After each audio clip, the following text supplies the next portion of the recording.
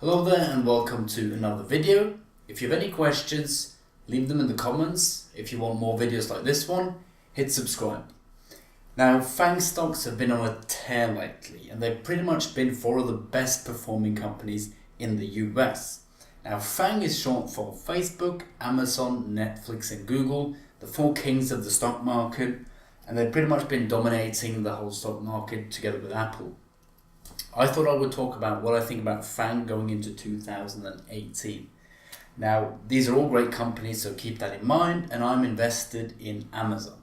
So Facebook, I'm going to give a solid outperform, actually a pretty strong one, great company. I would say it's very safe.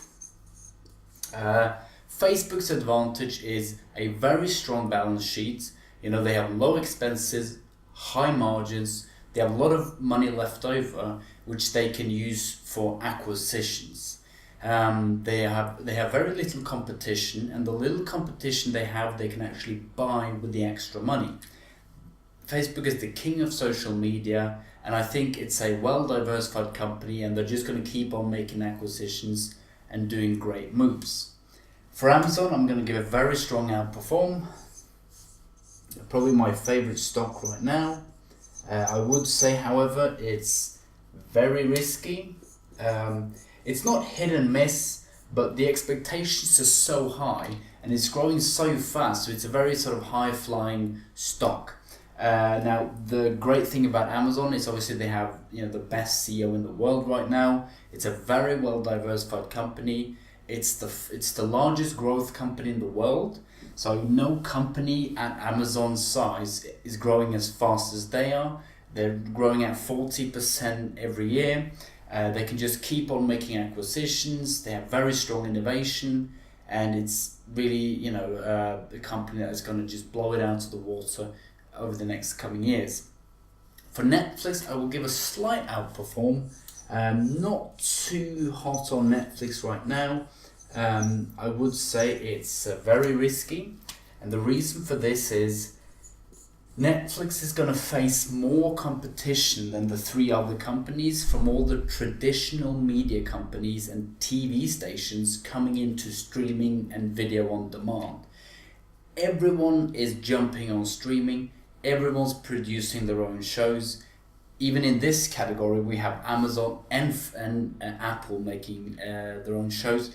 Disney is pulling out of Netflix, so Netflix's big edge is growth.